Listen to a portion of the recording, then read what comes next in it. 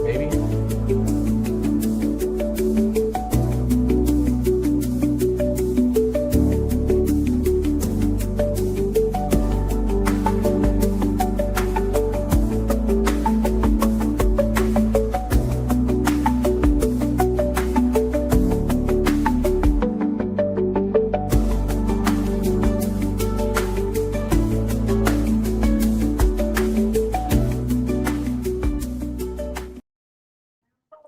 Every time I start that, it feels like legally distinct. Every little thing she does is magic. Anyway, this is Tony at LPHQ East coming at Tony, do you live. you resolve to call me up 1,000 times a day? I think you'd get annoyed if I started harassing you 1,000 times a day. But this is Tony and LPHQ East with Mike Celestino live on Batu. Where up Batu? So we're in a corner of Batu that's occupied by the First Order, by the milk stand over here. I wanted to start over here because Disneyland. At Disneyland, yes, Batu West, as we call it. This area is going to be changing very soon.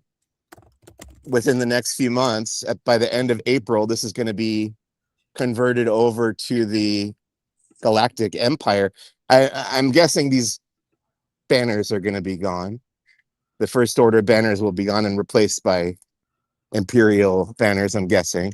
And then Darth Vader is going to emerge from this ship here, the TIE Echelon, instead of Kylo Ren. Now, tell me something. I feel like you're the best person to tell me this. Is that not Kylo Ren's ship, though? Okay, so here's the backstory behind this ship. This ship was created for Star Wars Episode 9 when it was in development under director Colin Trevorrow. Okay. When he was writing a script that he called Duel of the Fates, which I thought was actually a really good title for Episode 9. Then he was let go from that project, or he departed, and was had to make another Jurassic World.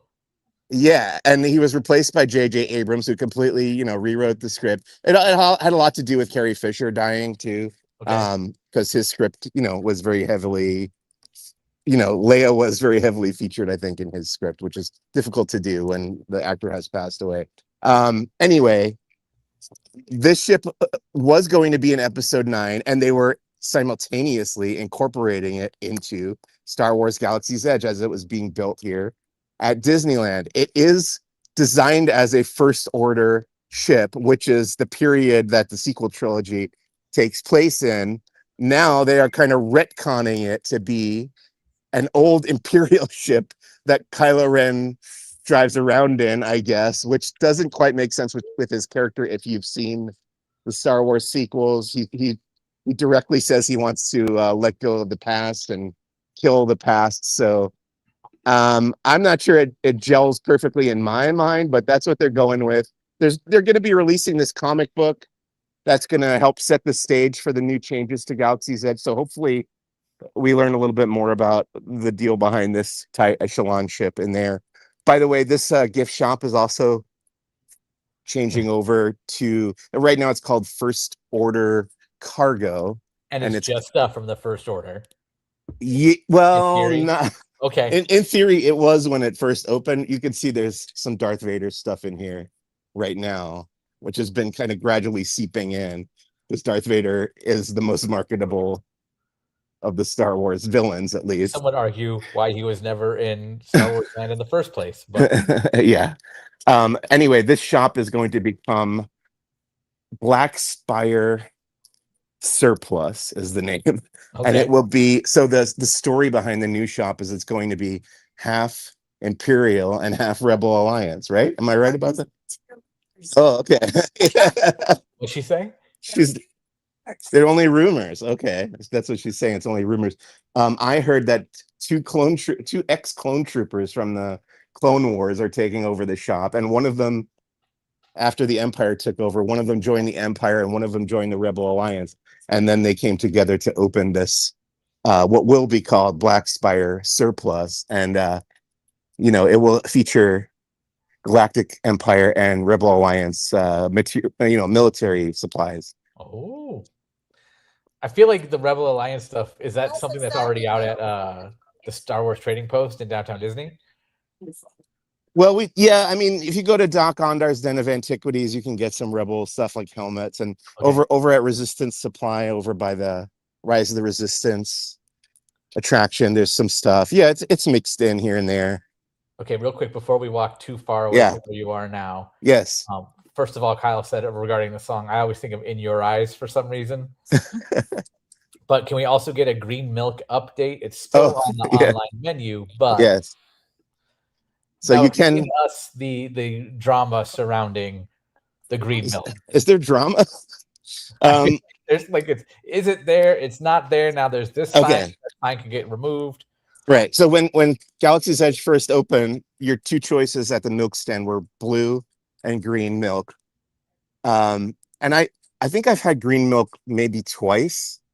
Blue has always been my preference, but just recently now they've released the pink milk, and literally every time I have stepped foot in Galaxy's Edge since the pink milk came out, I have purchased a pink milk for myself.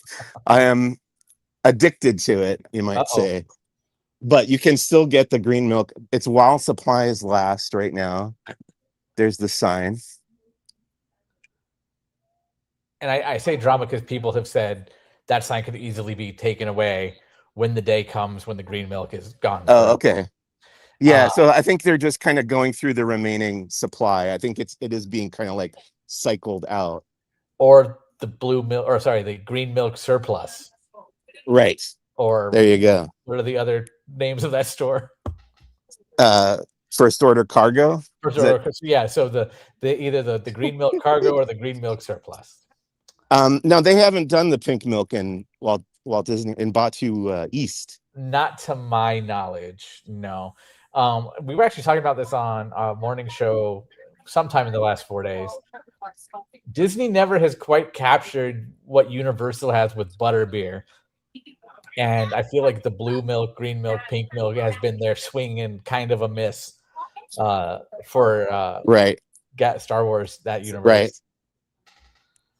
Well, to be fair, a lot of the food in Star Wars has always looked kind of gross. Yeah. It's I mean, it's kind of like in Indiana Jones when they go to in the Temple of Doom, when they go and eat like the snakes and stuff at the like, you wouldn't want to have like a themed restaurant based on that where you're eating bugs and stuff. Like, nobody wants to eat that. It's kind of the same with Star Wars. Like, they have to be very creative to make in-universe food that also looks appetizing and sounds appetizing. I think you also just hit a nail upon the head of one of the many issues with the Star Wars Galactic Star Cruiser. Yeah. Oh, well, that food was really, really good, to be honest, though. It was good, but if you look at pictures of it. Right. Yeah. The blue shrimp. Yep. That's the exact one I thought of. Yeah. Oga's Cantina is currently under refurbishment. I believe they are changing some stuff inside there to line up with the new timeline expansion. Will we still have DJ Rex, or is the timeline now making it Captain Rex? Interesting. I'm pretty sure it's honestly, anything could happen. I think Rex is probably going to remain. Like, Paul Rubens isn't around to record any new material. Yeah. I'm guessing Rex is going to remain pretty much unchanged. They might. I have a feeling they might remove some of the lines of dialogue that he has. That's like anything specific to the point in the timeline that Galaxy's Edge is set in right now. This is the one thing that's going to bother me. The Rectenna on the Millennium Falcon is not going to be era appropriate when they switch this over, and I doubt they're going to change it. What's that? What if they take that away? That would be great, and they put the circular one on there. That would be awesome. Let's do it. Do it, Disney. Real quick, Fred says, greetings, hello. Spencer asks, what did Mickey say about me? Probably hiya, pal. He's spreading rumors about you. Oh, no. Jacob says, yo, what's up, man, my buddy? I don't know if you know Jacob. I don't know Jacob. That's my line. Jacob. Thanks for joining us. Okay, well, I just want to start in Galaxy's Edge just to give a little update there. I've been coming in here every time I come to the park now just to see if any of the new changes are happening yet, but I haven't noticed anything So let me except for ask your the opinion on this. yeah. Because Go ahead. in Florida we have the Mando and Grogu are coming to Millennium Falcon Smuggler's Run, and thus we've got a new title, Millennium Falcon Smuggler's Run. Ready? Oh yeah, a new mission. Mission. Yeah, sorry, I ruined it for you. No, it's okay. It's not hard to ruin. Anybody could have guessed that. Do you think California will get the same title or a different one altogether, considering they're making so many changes in that area as well? I'll say it's the same title. That's my guess.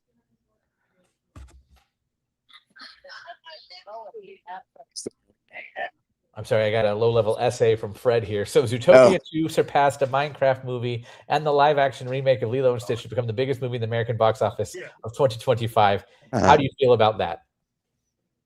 I saw and enjoyed Zootopia 2. Okay. I have not seen the Minecraft movie. I am on the side of both of that, yes. So I've not seen Minecraft. I've seen Zootopia 2. I liked it. I think it's a little bit of shenanigans that it's the highest grossing movie of 2025. It's still in theaters 2026. I guess so, yeah. I know it came out in the last 5-week period of 2025. The highest grossing movie that was released in 2025. Yes. Yeah. And what have we got going on here? So they put all this stuff at the border of Frontierland and Galaxy's Edge because they don't even abide by these rules anymore. I don't know why they still have to do this, but there's certain things you're not supposed to sell within the in-universe area of Galaxy's Edge. So they put them out here. Although this one looks like it could go right. It's like Oga's Cantina. Yep. I laugh because I feel like Black Spire Outpost was always designed to be kind of like the Star Wars Mall, and they really did themselves a disservice by locking it into that time frame and like what can and can't be sold there. Right. So I anticipate that might see some changes as well. Yeah, at this point, why not? New from Hasbro, Star Wars Galaxy's Edge. You can't hear it right now, but because I'm guessing my microphone is muting it, but there's the music that plays when you walk through this archway here, and that's going to be the thing that I miss the most when the changes happen, because they've said now when you go through that entranceway it's going to play the main title theme from Star Wars, which it just seems a little on the nose to me. Didn't they completely make new scores and like have the John Williams and everybody like come in and do this whole thing all over again just for the land? Yeah, and this very like ethereal music as you're walking in incorporates the themes that John Williams wrote for the land.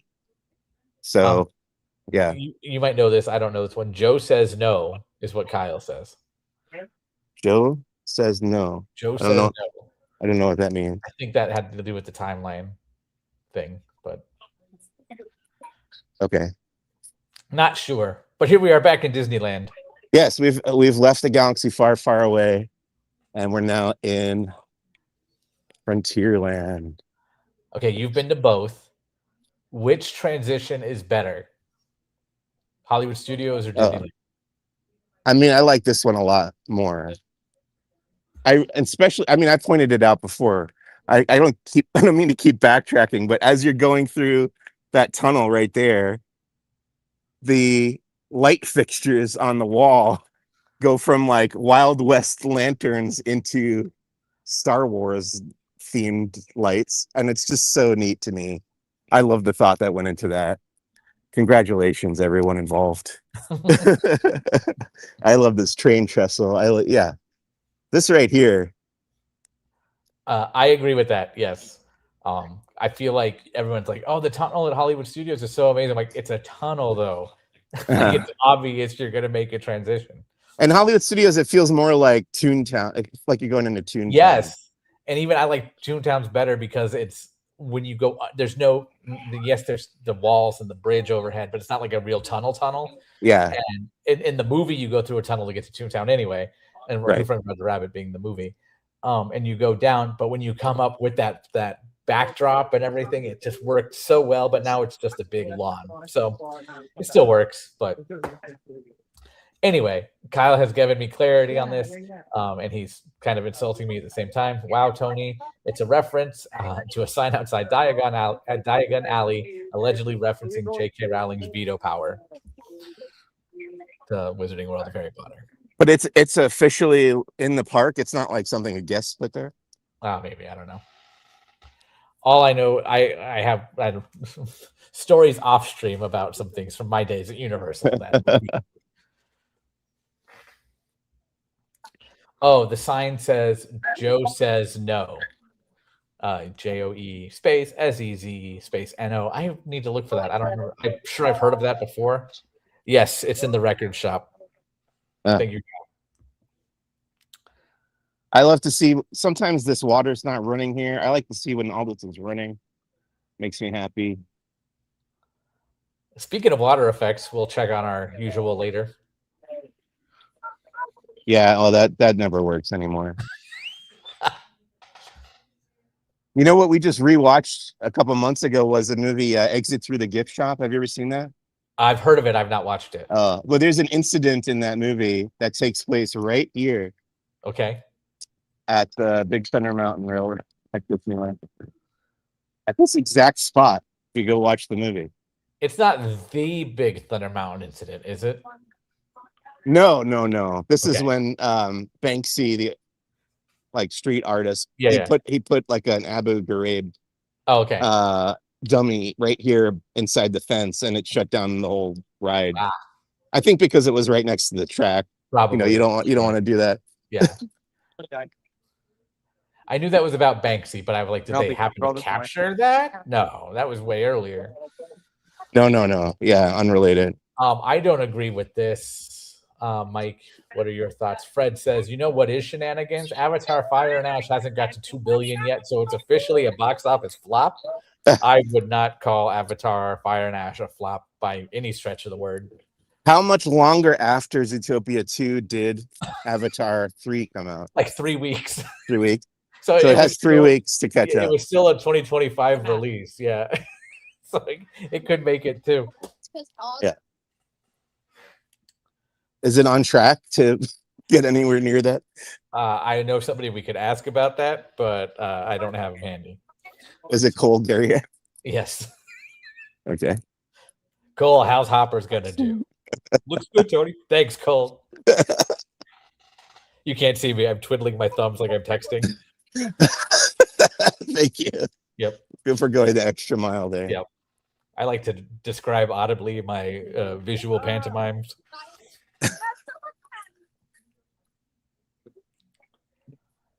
So you ate in Frontierland earlier, as you normally do. I did. Discovered something, maybe?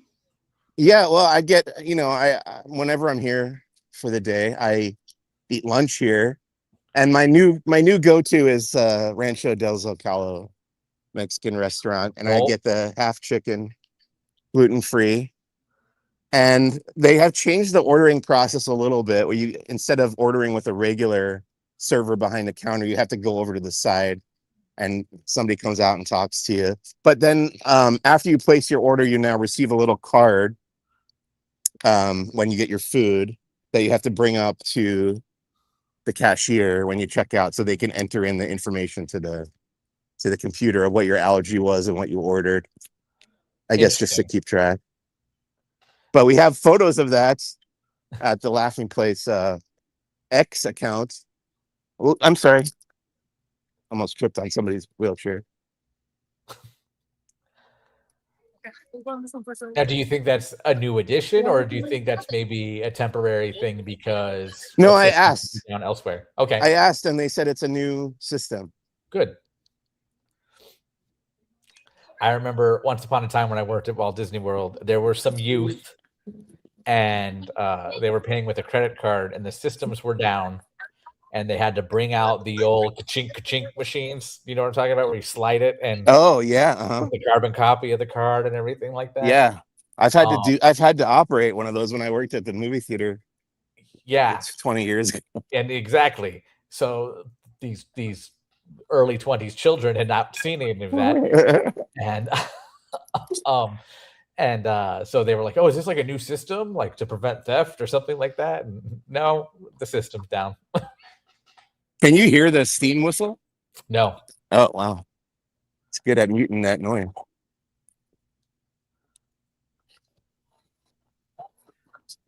There it goes. There she blows. Oh, not even full. Do you like boats, Mike? Do you like being on boats? I do. I really do, actually. I'm a fan of boats. As do I. And I've gotten very spoiled in the month of February. And oh, you went on a cruise, huh? I went on one for vacation, and then I went on one for work. So, was it like pretty much back to back? The difference was 10 days. Okay. Yeah, it was 10 days off and then back on again. So now it hasn't even been close to 10 days, and I'm just like, I want to go again. Give me that again. You've done Star Wars Day at Sea, right? Yeah. Yeah. They got to bring that back, so Laughing Face will send me again. Well, I heard they got rid of it because the Galactic Star Cruiser open, and now it's not around anymore. Others were saying that was a test for Star Cruiser. I don't know if that's true or not.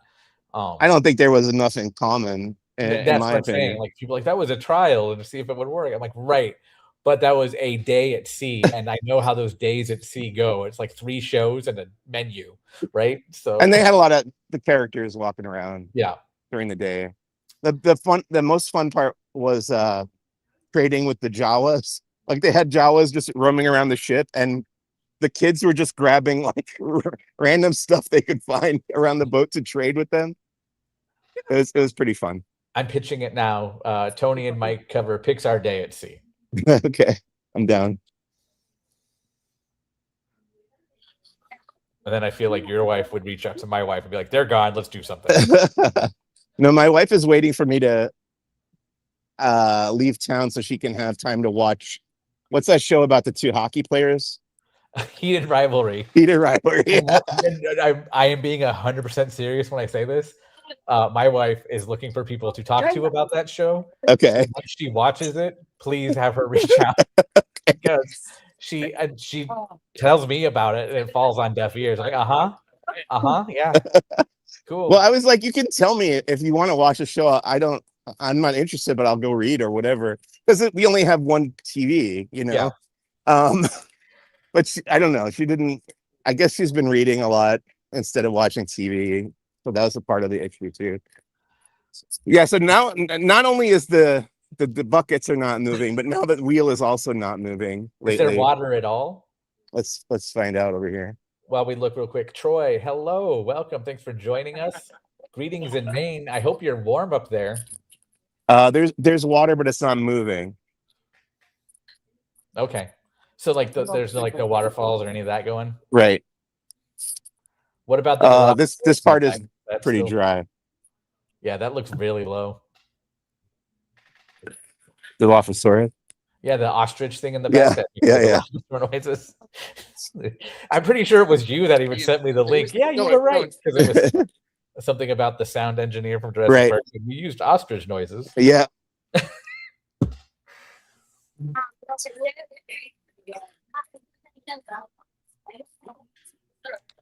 For those new to us, like Troy, thanks for joining us. But I am entirely obsessed with the movie Jurassic Park. I worked in Jurassic Park at Universal Orlando. When did this open? 2 years ago now? Something like that. Mike took us through here and we saw this ostrich back here. And I was like, that sounds like a Dilophosaur. Yeah. Which you won't be able to hear now because of his earpods. But yeah, it's too good at blocking out noises. There it is. Did you hear it? Nope. Oh.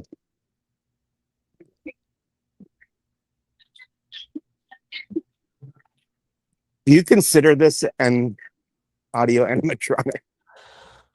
I mean, it's technically moving, but by definition, it is an animatronic. I don't know if it qualifies audio animatronic or it's like it's hunting me for knowing better. It's like it's I don't know. I think there's a certain level of movement that it has to be a audio animatronic, but I don't know. It has the audio with it, so maybe. I could hear the music kind of all of a sudden. Yeah. Fred Ramirez asking, do you prefer Moana or Zootopia? Oh, good question. I like both of those movies. Which one is my favorite of those two? What about you, Tony? I don't know if I can choose. As a single movie, I prefer Moana. Okay. That said, Zootopia 2 has a far better sequel. And yes, I know Moana's sequel was going to be the TV series, yada, yada, yada. But if Moana were a standalone movie, it would be substantially... That would be my superior option there. But as a whole, both of those franchises, I would lean Zootopia. I think I tend to lean toward comedy, so Zootopia is a little funnier. Even though Moana is pretty funny in parts too, but yeah, I would pick Zootopia. But I do like Moana. I haven't seen Moana 2. Have you seen Wish yet? No. No, okay. One day. I think I'm at a point in my life where I only watch movies that are either considered really, really good. Like I'll wait for the Rotten Tomatoes score to be over like 80. If it's under 85, I'm like iffy on it. Or really, really bad. I don't really watch anything in the middle anymore. Well, now you've got me curious here. Hold on. Oh, here, we could play this game. What we got? Can you spot the differences between the 1955 Jungle Cruise poster and the 2021 Jungle Cruise poster? Immediately, the fonts. I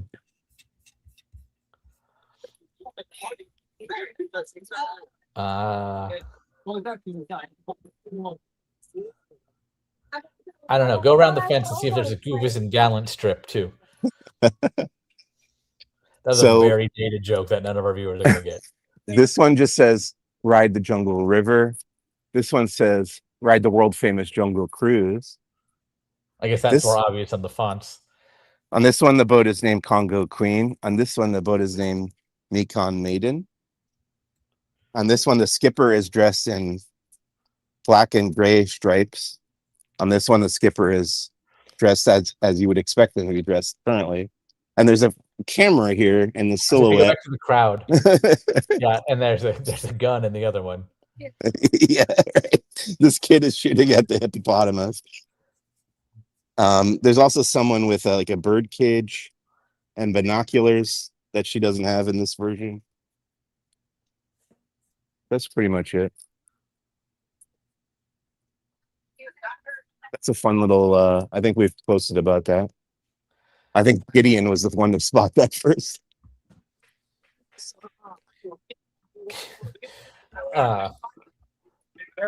Fred, I'm sure there's a YouTube series that could go deeper into this, but what's with the gun? It used to be a thing on the ride. I don't know if I think they still do it now. Oh, they still fire the gun. The skipper still fires the gun. It's not at the hippo. Right.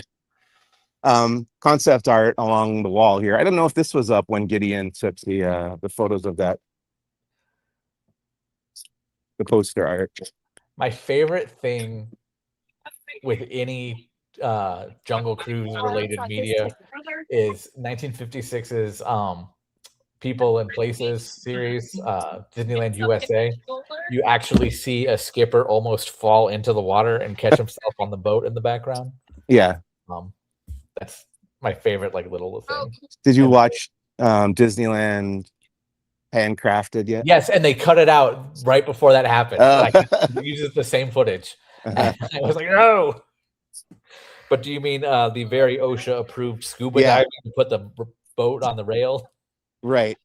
Not only that, but the whole construction equipment almost toppling over on a person and yes.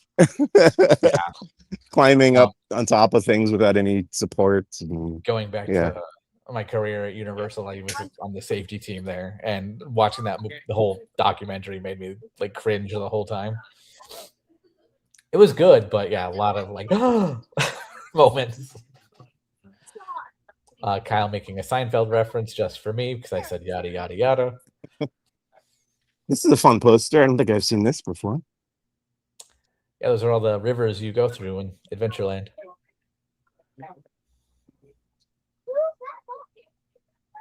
Schweitzer Falls.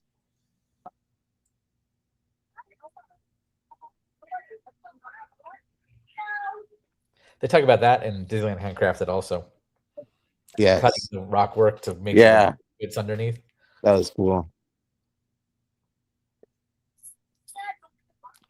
And it's funny to think about because nowadays that's just a computer, but they like doing it by sight and sculpting it as they went along. As a fan of film, what's that? Were you trying to set me up for my joke? No, but you can go ahead. Look at that. That's bizarre. Anyway, most owned-in delivery I've ever done.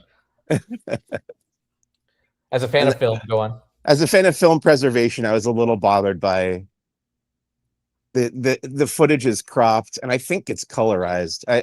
I tried asking the director at the premiere, but she was very, very busy, as you would imagine. Yes. Did you buy that? Which one? The one you just showed me? Yes. So you have chosen wisely. When I got it, the color matched a little closer to what it is in the movie. This one's a little painted a little lighter, I think. But yeah, I have the Grail and I have the headpiece to the Staff of Ra. And it's the stones from the Temple of Doom, right? Yeah, I have the the Sankara stone. Yeah. See, I didn't want to say it because I knew I was going to get it wrong and probably promote Japanese sake. And I'm glad I didn't. Suntory. They also made the voodoo doll from Temple of Doom, but I didn't think, I was like looking at photos of the prop, and I didn't think it matched it closely enough. So I was a little pickier on that one. I didn't buy it. The critics' Rotten Tomato score for Wish is 49%. Oh, wow. The audience Rotten Tomato score is 82%. Okay. Just throwing that out there. Okay. Well, I'll get to it someday. Yeah, that's fine. We almost watched it, actually, when my in-laws were in town. I think we started to watch it, and then they were like, oh, we've seen this before. And then we stopped. Visually, it takes a couple minutes to get used to. At least it did for me. Okay. Because of the style in which it's animated. And why I will constantly argue you should have just drew it. But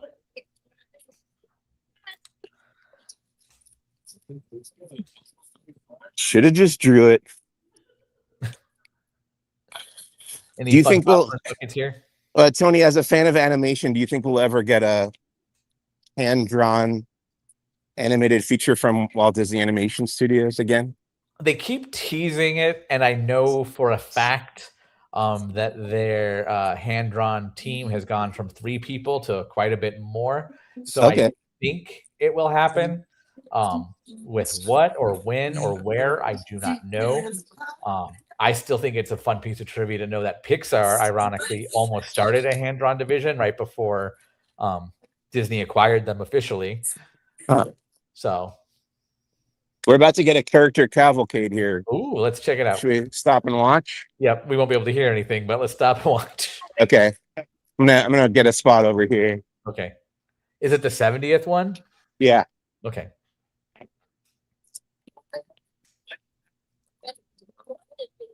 Yes, this construction walls are still here for this thing. Hello there. Get ready, everybody. Oh, I heard that. Here comes the Celebrate Happy Cavalcade.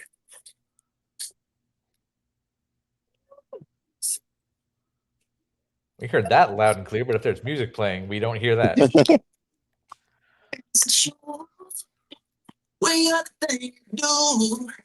you hear the singing? Oh, kind of, yeah. I just heard it sounded like Joe Jonas was doing it solo. Maybe I'm gonna unplug my earbuds while the cavalcade goes by, so you can hear the music. All right. Celebrate. Celebrate.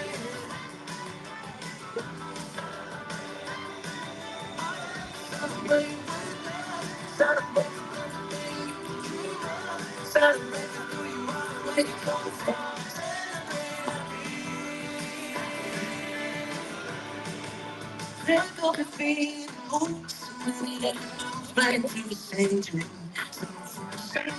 Let it take a hold. We were melody, never going home. We can't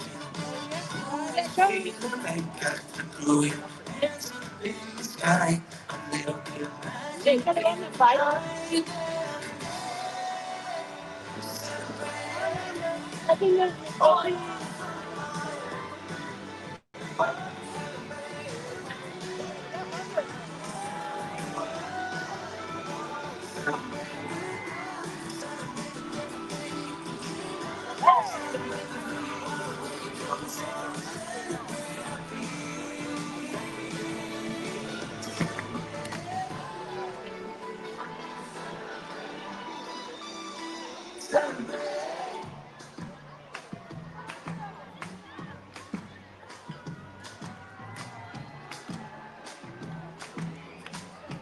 Ella es really cute.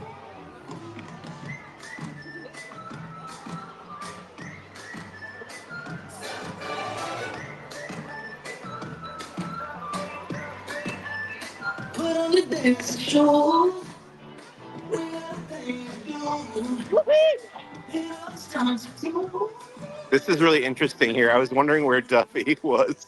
Because usually at the head of the cavalcade, but Oh, really? Okay. it was Max, and then now Duffy is on the float here. Interesting. Something it's changed up a bit. Maybe Duffy showed up late today and they panicked.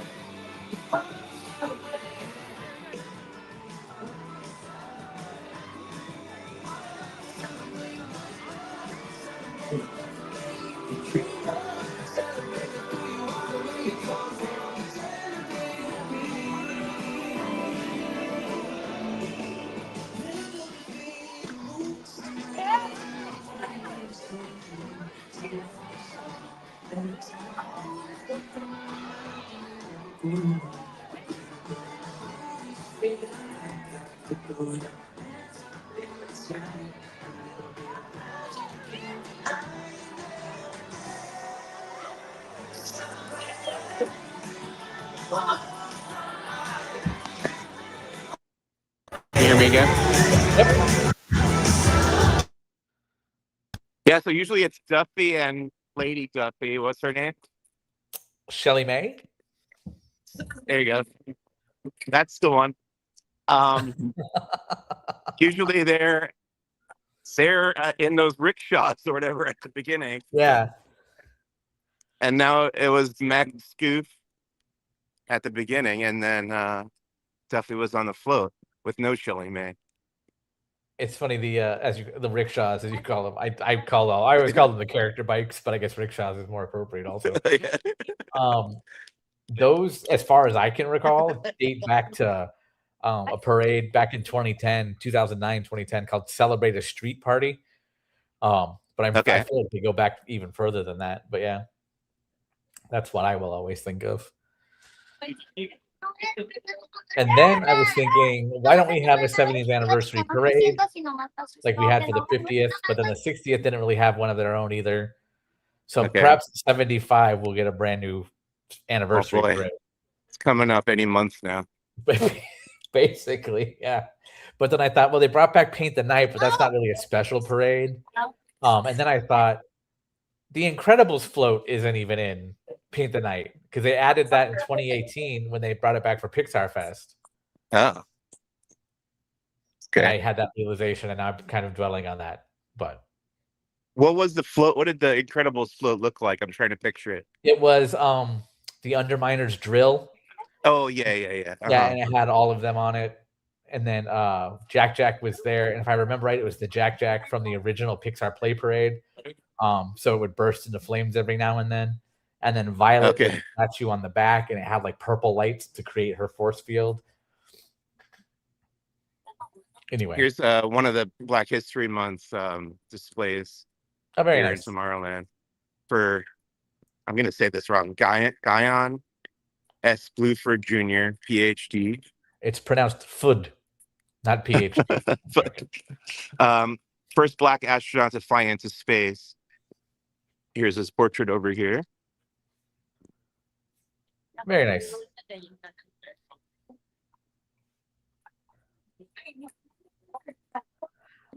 I hate that they make it look so temporary. Yeah. Like it's a good attempt. I like that they put it there. But like here in Florida, we have the Festival of the Arts at Epcot, and they put like stickers of characters on the buildings. Uh-huh. Make it look like sketches of the characters or whatever in their proper countries at Epcot. They could have done something like that so it looks more permanent than just this is a sheet we're hanging up. So It's the one in Disney California Adventure on Buena Vista Street celebrating Floyd Norman is really nice. Nice.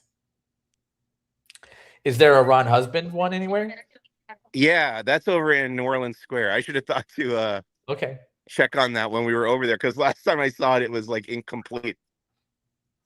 I'll have to check before I leave today. Do it. Yeah, he has a wonderful documentary from Disney legend Don Hahn about him. So this is a very big technicality, but it's a thing, and they talk about it in the documentary also. Floyd Norman was the first Black artist at the studio. Ron Husband's the first Black animator. Okay. Because of the way it's credited. So that documentary is on PBS SoCal right now, available till March 1st. So check out pbs.org. Created by Disney legend Don Hahn. Absolutely fantastic. My only complaint about it is that I wish it were longer. It's very much for television. I think it's like 55 minutes. But yeah, they could have gotten a lot deeper into some stuff. But you were asking about popcorn buckets earlier. They have the talking Mickey one. Okay. A blue Disneyland 70. so you must one. Fat. And then the regular kind of plastic. Nice. Have you seen that Matterhorn Abominable Snowman sipper everywhere? Not today. Okay. Sometimes they have it over here. Right now it's the little green alien. Okay. Little green man jetpack sipper. Because they're doing Disneyland After Dark, and you might be doing it too. 70 years of favorites in the coming days. Yeah, I don't know if I'm covering that one, to be honest with you. They haven't asked me to, so I hope not. They showed that sipper was part of the offerings with all the other sippers that we've seen and popcorn buckets that we've seen. And it's not a new one by any means. But I'm like, okay, will it be available? Because I feel like every time it comes out, it sells out. Yeah. I know I'm going to Star Wars night on April 28th. I know I have some beef. Turn around for a second and go back towards Alien Pizza Planet. Toward Alien Pizza Planet. Yeah. So for that Disneyland After Dark event, they said there's going to be a step into the scene photo. That's a pizza port truck. Uh-huh. Based on pizza port truck, what do you think it's going to be? So, okay, well, there you go. There's the Pizza Planet truck in Toy Story, right? Yes. Is this like a mashup of the Pizza Planet truck with the previous version of this restaurant? That's what I was. We are on the same page. I'm like, okay. This could be so confusing. Is it the Pizza Planet truck? Or are we referencing something because it's 70 years of favorites, the Red Rockets Pizza Port? Okay. But I assumed it was the Pizza Planet truck, and I just said that. But because I don't think Red Rockets Pizza Port has that big of a fan following, to be honest. So.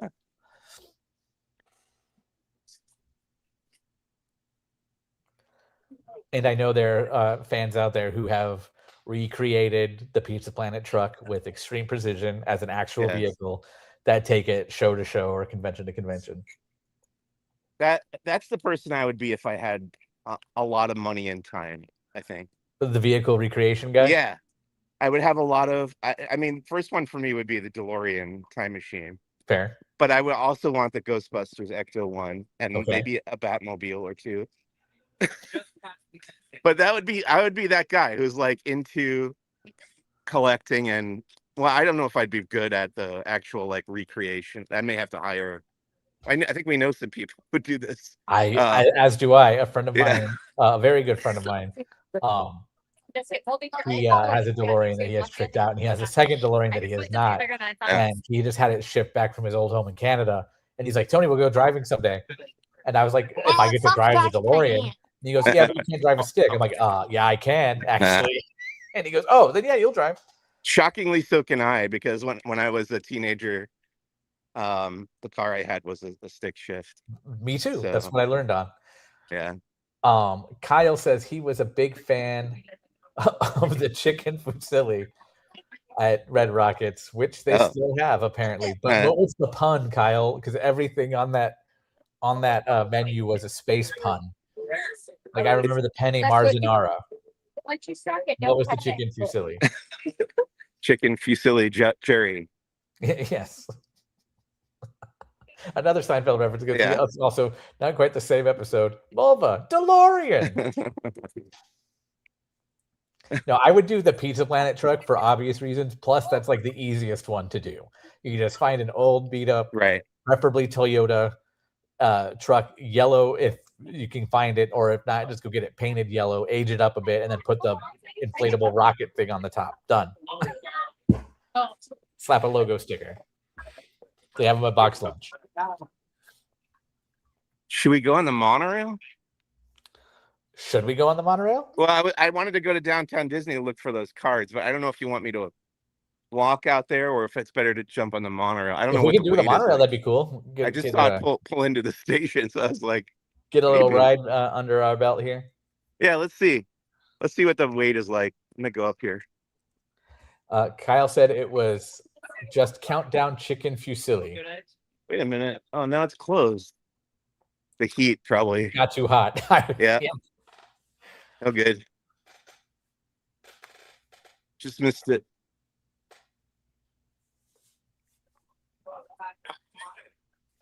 Kyle said he hears monorails. Those things are awfully loud. This one glides as softly as a cloud. One of 3 episodes Conan O'Brien has wrote for The Simpsons. I don't know the other 2, and neither does anybody else. I want to say one of the other ones is when the Simpsons get like a new neighbor and Bart falls in love with the girl who lives next door. Okay. Who ends up like dating Jimbo Jones. I think that's one of his. And then I heard the other day that there was a joke in the Mr. Plow episode that was Conan's that he added to that episode where, first of all, I had no idea because I had never seen this movie as a kid. I still haven't seen it, which is a shame. But there's a movie called Sorcerer with Roy Scheider that came out the same day that Star Wars came out in 1977. It's a very famous movie. And there's a big scene in the Mr. Plow episode that's like a shot-for-shot homage to this movie. And there's a joke where Homer's driving across this like old rickety bridge on his plow, and he's about like the thing's about to tilt over to the side, and he like turns the dial on his radio, and it shifts the weight of the car of the plow back in the opposite direction. I think that was Conan O'Brien's joke.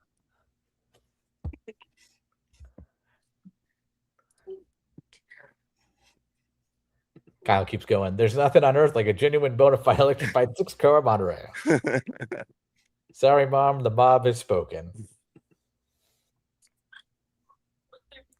Captain Hook.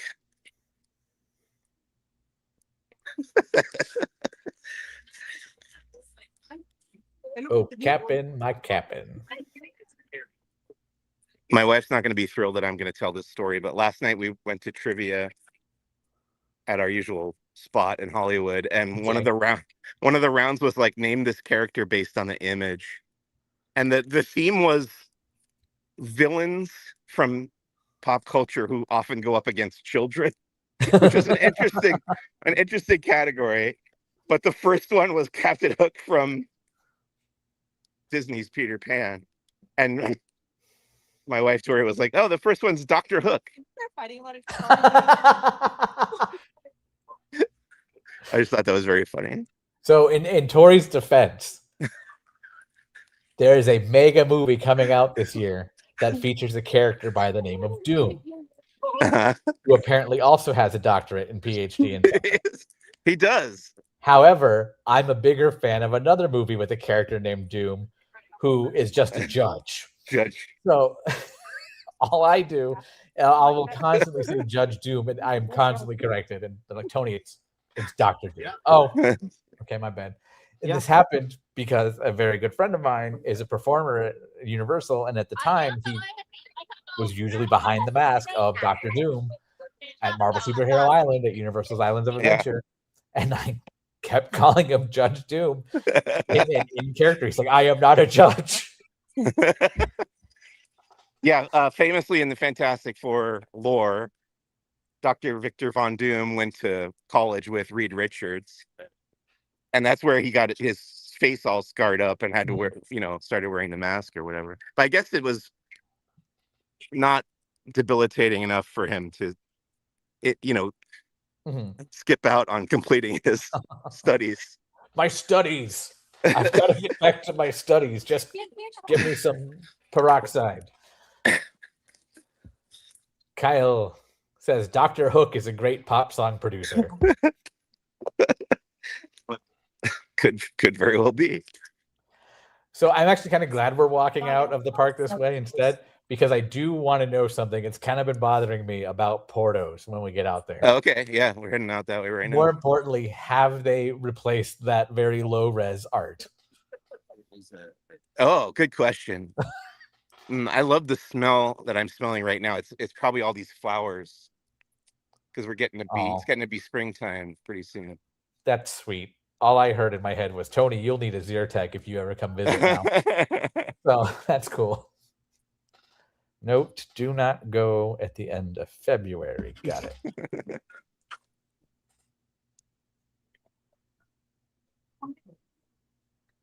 That's one allergy I don't have. It's like a hay fever or anything like that. Yeah. Easily treatable, but still not a good time. For a while of my life, I lived in Eugene, Oregon, which is part of the Willamette Valley, which is the grass seed capital of the world. And once a year, for about 6 years, it would just get so bad I couldn't breathe. My eyes would swell shut. Like, people when I was in school thought like I was just constantly getting into fights. And I'm like, no, I can't breathe.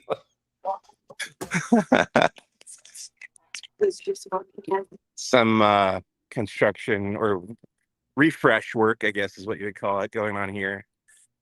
It looks like it has expanded, because we have some posts on laughingplace.com that shows the scrims more on the Carnation Cafe side of the building. Okay. But not completely down the extent of the street there. Well, it's about halfway down. Yeah. Past the Penny Arcade. Everything's still open though, yeah? Yep. Okay.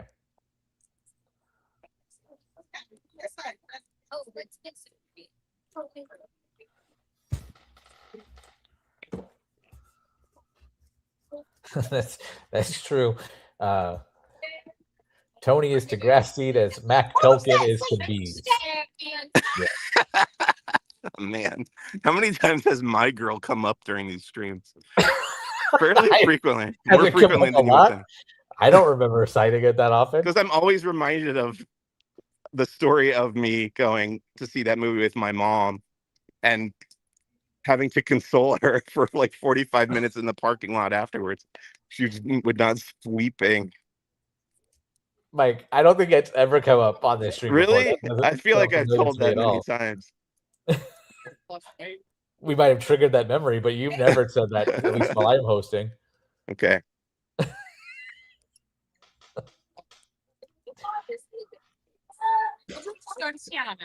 I'll say that there's a My Girl meme circulating right now that I love.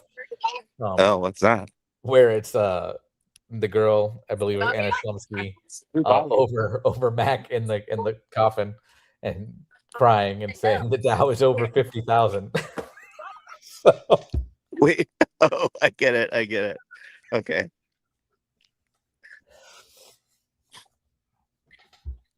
Excuse me. see, you've got them too. They're there. Oh, here's another popcorn bucket. It's still left over from Valentine's Day. It's Stitch and Angel in a heart Oh, that's cute. for $29. Where's the price off? That's what it said. On the Disney Dream, they had they said the villains Are you buckets, the vlogger? but anybody Yeah, who's Laughing been- Cliff. Laughing Cliff? Yeah. Oh, okay. Awesome. Thanks.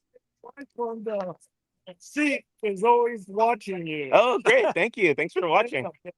Cool. Wave to her. I Make don't- her dead. I don't see her.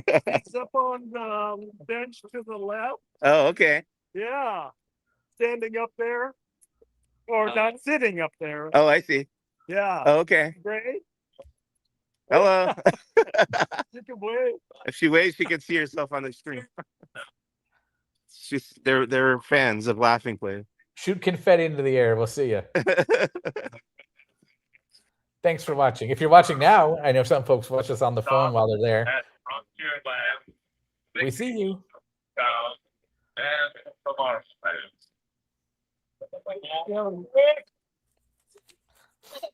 Train pulling in.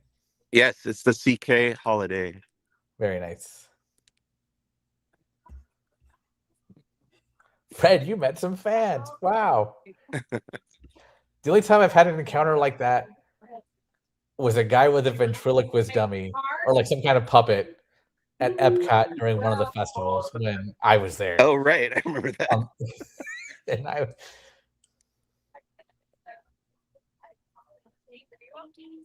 it happens with Jeremiah a lot, but I also feel like he just knows when his friends are in the park and he Yeah, has I was to gonna come up and say- something.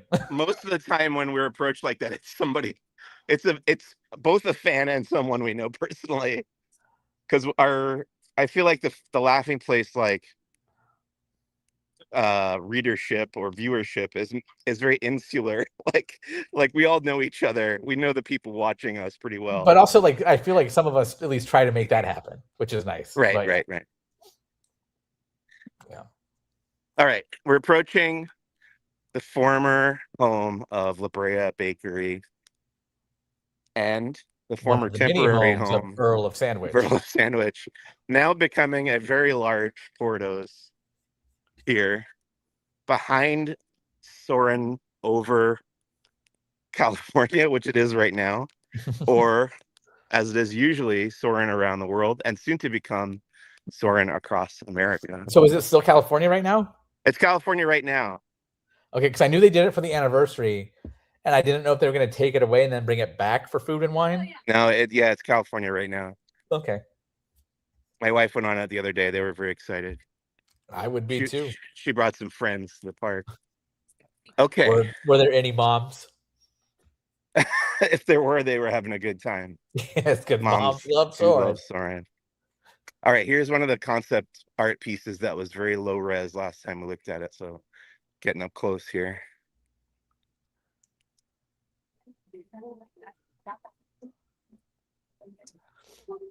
Yeah, it's still no good. Yeah, Can you it you was. see the There were ones. pixelation? Yeah, there were ones with people in it that I was like, okay, this is. Oh yeah, that's really bad on the bushes. Yeah. Oof. Yeah.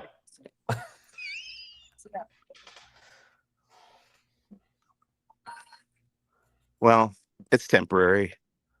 It's true. Go a little closer to that centerpiece in the middle of the esplanade there. Oh, okay. Mostly because that was my thumbnail today, and that way, hey, we saw it, just like I promised, Okay. As advertised. as advertised. Before, Don't when I love got you, here, I got here into the Esplanade around like 11:45, and this whole place was full of people.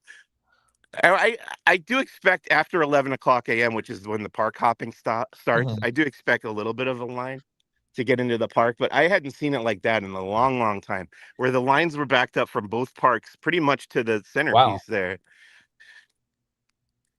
Did that's changing soon though, right? Like the hopping regulations. Yeah, I don't think they've given us a date, but we do know Thomas Malzoom, the current president of the resort, said that the restrictions are going away. You won't have to wait to a certain time in the day to park hop.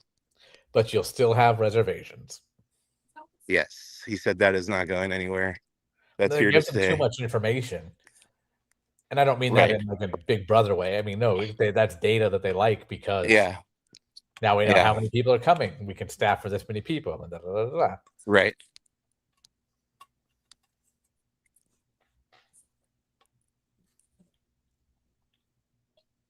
Does it still play the storybook sounding like? I think at nighttime. Okay. During the day, it's more of a livelier mix.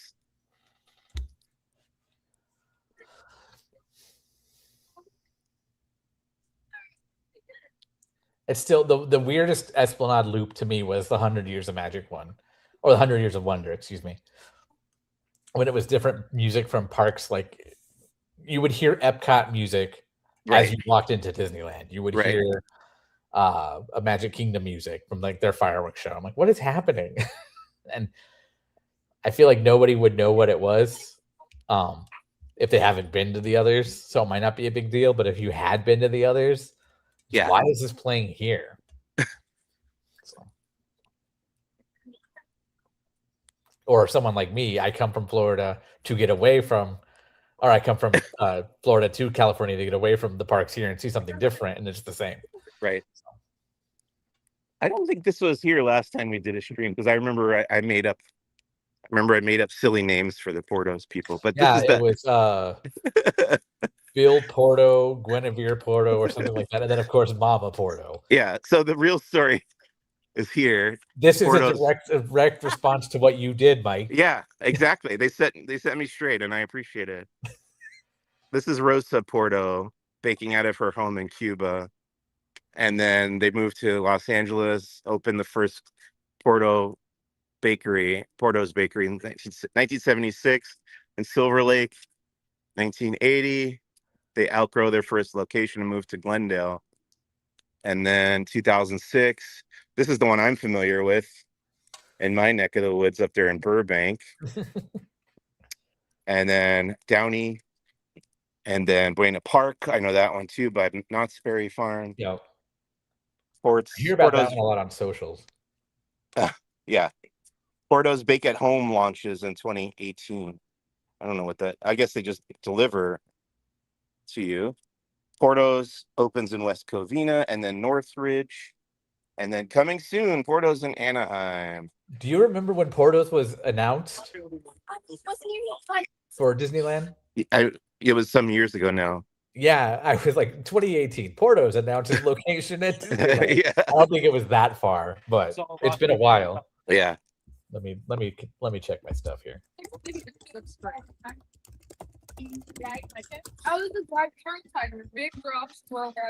At the 2022 Expo, which is almost 4 years ago now. Yeah.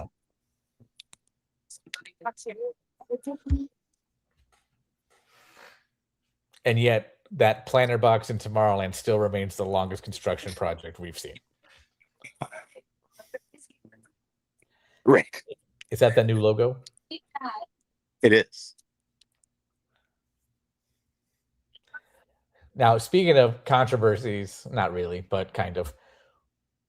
What's going on over here with the layout and traffic flow? Oh, they've just blocked this pathway here near World of Disney for the Porto's construction. So you just kind of have to go through part of the tram loading area to access downtown Disney.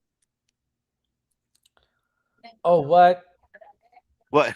Sorry, I'm just realizing you don't get to. I have okay. You know my weird obsession with water features and fountains and stuff. Sure.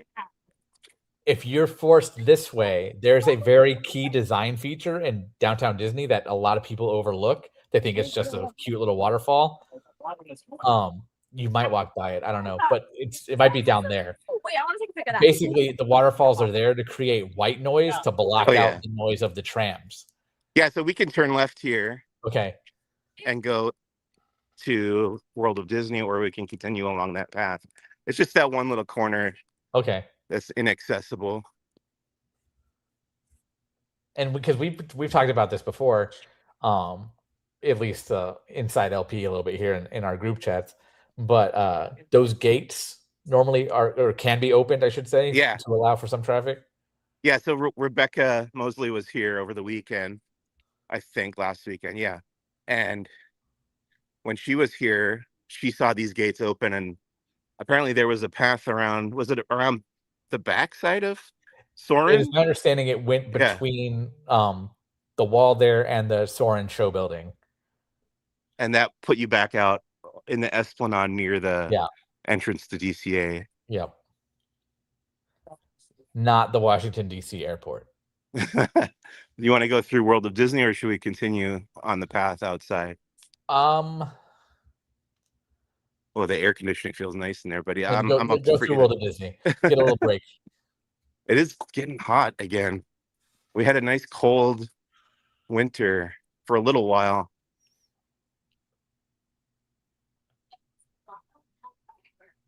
Oh, I like these jerseys. I hadn't seen these before. I don't know if that's newsworthy. If it is, I can come back and get photos. I mean, it couldn't hurt, but I don't know if they're. I know, well, even those might be new. I know there were 70th baseball jerseys. But if these are just characters, they just might be new. Mrs. Potts and Raja. Very good. Oh, good. And let's see. I know he's voiced by Jim Cummings. Correct. Oh man, is it Ray? Yep. Oh, I got there. Hooray. What's that cup? This is a tumbler. Oh, and it's got like autograph on it for some reason. I guess it's but it is Disneyland specific, which is interesting that Figment would be on there. I guess he is technically in Disneyland Resort in the Collector's Fortress at Guardians of the Galaxy Mission Breakout. That is true. I had a raised eyebrow, and then it was what? Oh, yeah.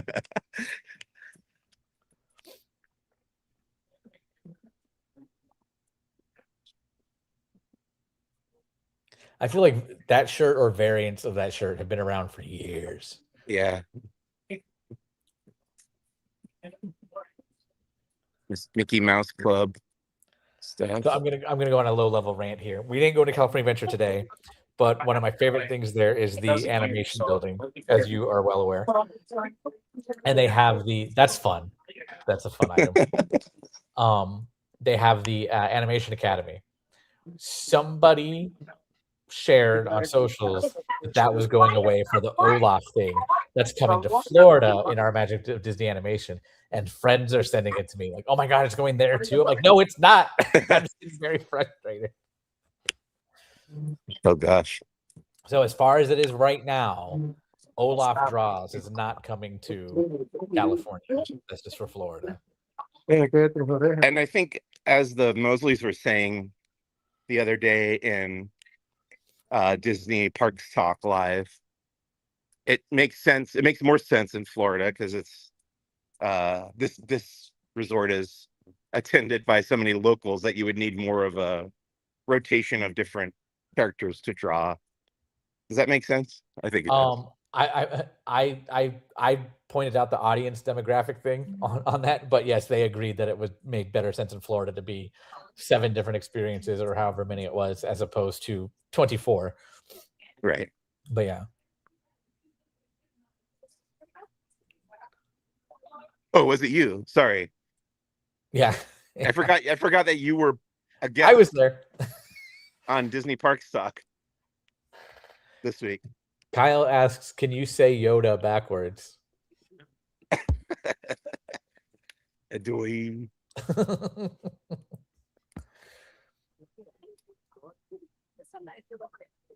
Oh, go into Starbucks real quick. Okay. I'm not breaking the picket line. There's nobody out here right now. Oh, that's I good. don't know if Has that's that been still a going thing on. out there lately? Yeah. Okay. What do you want to see? There might be a tumbler that has a pin in it for sale. Pan up? No, that's regular. That's the clear one. I think I've seen it at DCA. Okay. I took pictures of it last week. Okay. I was gone, so I wouldn't know. But Okay. that was why I was asking. Because Oh wait, maybe this is it. Is this it? No, that's Los Angeles. it There looks is a similar. Disneyland Though. specific It does one. look Yeah. similar. Yeah. Yeah. So there's these tumblers that are for sale now at Starbucks locations that have a blind box with 2 different pins in it. But there are 6 different pins per park, and there's a tumbler representing each park. So in theory, that's 36 different pins and a $50 tumbler. So if you want to risk it all and gamble and try and get all those pins by buying the tumbler, you're going to be out like $1,800. Yikes.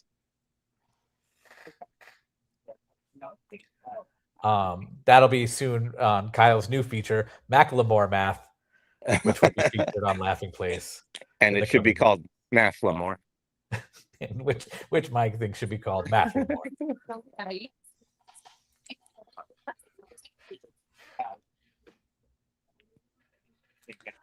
Disney Springs here in Florida is apparently getting a Crazy Shakes location as well.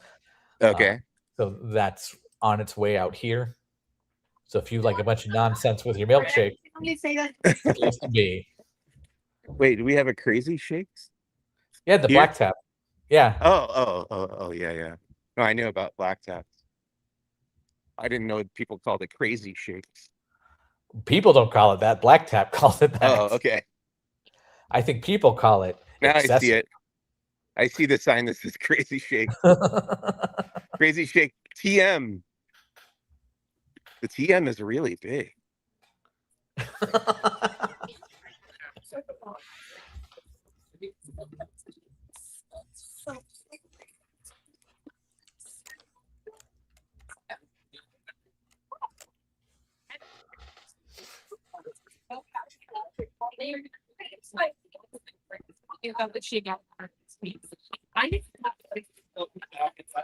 And craft burgers, not TM. Right.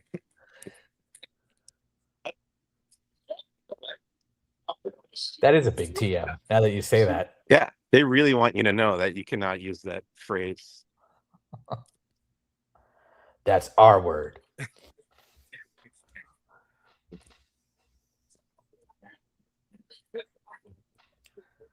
So later this weekend, anybody who subscribes to Laughing Place by ringing that bell or getting notified will see a new edition of On Location, which features myself on the Disney Dream. And as I'm editing it, I realized my intro shot that I only have one of, I'm talking like I just did because something's up with my throat. So get ready for a lot of this noise. Well, you could do some ADR. Maybe, yeah.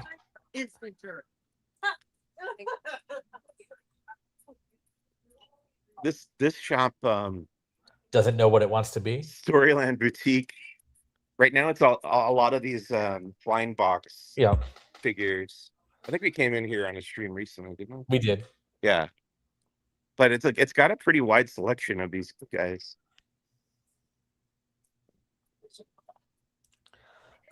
Fred is curious when we go back outside. Was that a Baymax balloon? Oh yeah, right there. Oh yeah. Sorry. I think they started selling those not just when Big Hero 6 came out, but I think when San Francisco Square became more prominent at California Adventure. He's holding a little red button. Is it supposed to be like the lollipop? Yeah. Okay. It's just kind of like sagging over.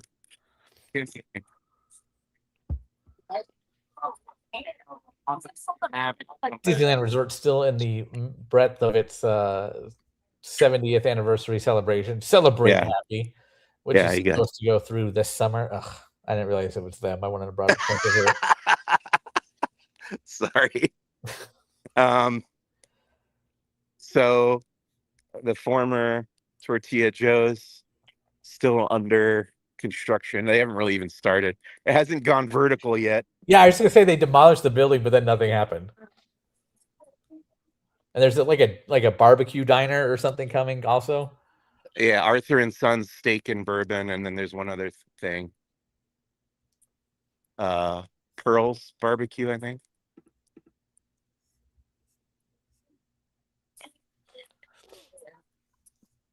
Which one's the diner? The Pearl's Barbecue? Or Yeah, sorry, this one's a little fancier. that's a little too fancy. Yeah, exactly. Yeah. I think this is referring to the balloon, but Fred says, in the words of Owen Wilson, wow. Okay, so we're approaching our destination here. On the left is the Lego store where we're getting. They have been updating. I like to take credit for this Okay. because every time we pass by here on streams in the past, I would call out how dirty and gross these Lego sculptures were. So between the Porto's backstory and the Lego sculptures, Mike Yeah. makes an impact in the downtown Disney district. They got rid of the base of the Sleeping Beauty one.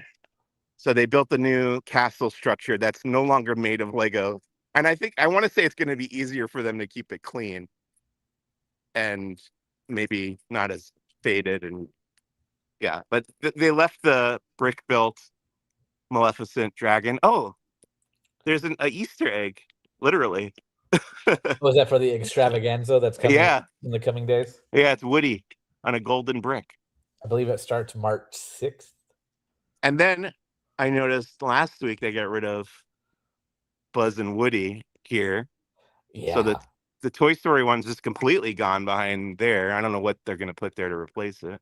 Yeah, because I know a lot of people besides you on our live streams have talked about how dirty and old that one looked. Yeah. So that's nice. They're keeping that up to date. Oh, and I'm passing by where we want to go, which is right Belle and the across Beast? here. Did you say them already? Because weren't they on the other side? Oh yeah, they're gone too, huh? Okay. Well, I think they were. I guess they were. They would have been peeking up over that wall there. Yeah. And then there's a. I don't know if that was part of it. That frame there. Hmm. But yeah, it'll be interesting to see what they put there in that place. All right, here's the moment of truth. We're gonna find out if these cards Okay. are available at this. I was told they're at the Pin Traders in downtown Disney. I see something with the 70 logo on it. It's a sign with Anna and Elsa. Oh wait. Yeah, I see them. There they are. They got many boxes of them too. You have to buy a whole box, or can you buy them by the pack? You can't just buy an individual pack? Guaranteed one on-site autograph card and a guaranteed 2 exclusive that are parallel cards for the box. I'll take them. I want to know how much they. 150 per box. Wow. It's 10 packs of 8 cards in each pack. Okay, thank you. So they're you get 80 100 cards for $150. For I guess, $10 more, I can get a T-shirt. Yeah, I thought they were going to be selling them in individual packs, and I would have bought one. But I don't know if I'm ready to drop 150 on a box. But they do have them here. Are we getting pictures? Yeah, I'll after the stream is over, I'll grab some pics. Can we ask our friend here if there's like a demo, like a sample pack to look at the cards in? For their exactly like box after box after. I don't see anything like that, but I will ask. This is a little bit more information here. 10 packs of 8. Okay. With Disneyland attractions, characters, foods, and more. but in the Rare chases, sketches, relics, memorable surprises. I don't know why. You got 3, 4 back, 3. 3 back. Okay, Yeah. 1, 2, 3 boxes? right here. All I right. don't know why. I'm looking at the transaction. What's it called? The price of one, like 4 or 5. Oh yeah. Or is he getting Lorcana? Lorcana might make more sense then. No. So he was feeling lucky about the third box back. He was saying. Oh, okay. So I thought he was buying 3 boxes. No. Okay, so that's interesting. We got more info on that, and I'll get some photos. Oh, the people mover. That's sick. And I guess I'll ask the higher ups if they want to invest in getting a box of them. But otherwise, I don't think I'm gonna buy one. Yeah. And I would ask our higher ups, transfer me the money first. Yeah. All right. Well, what do you think? Should I take care of that? I think you should ask to see if they have an open pack so you can see some of the cards. Right. So you can see them on the stream. Okay. Yeah. Let's see. There is a line. Okay. Do we know how many are in the set? I don't.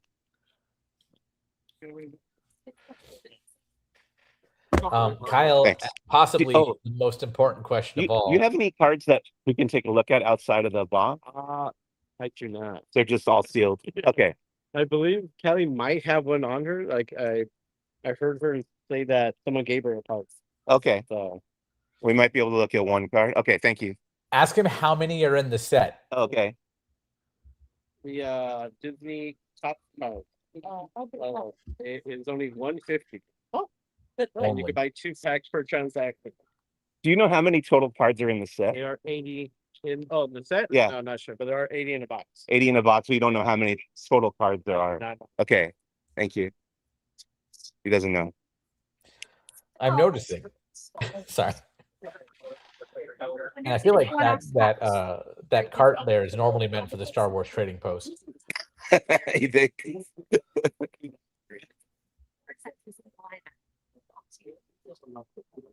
So it's limit 2 per item per guest for the card. Kyle wants to ask to make sure that do you get a stick of gum?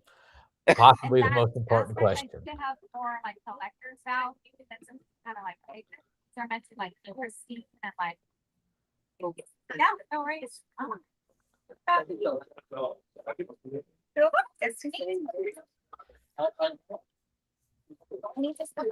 The final sound of sorry, I was slipped up there. Fun and nostalgic way to relive the wonder of Disneyland Resort's incredible history. Each box contains 10 packs of 8 trading cards. Yeah. Card packs are filled with rare chases, original sketches, relics, and memorable And do you have your surprises. email location at all? And there's 2 individual cards pictured here. One has the Matterhorn and one has the Paint the Night Parade. Quick question for you.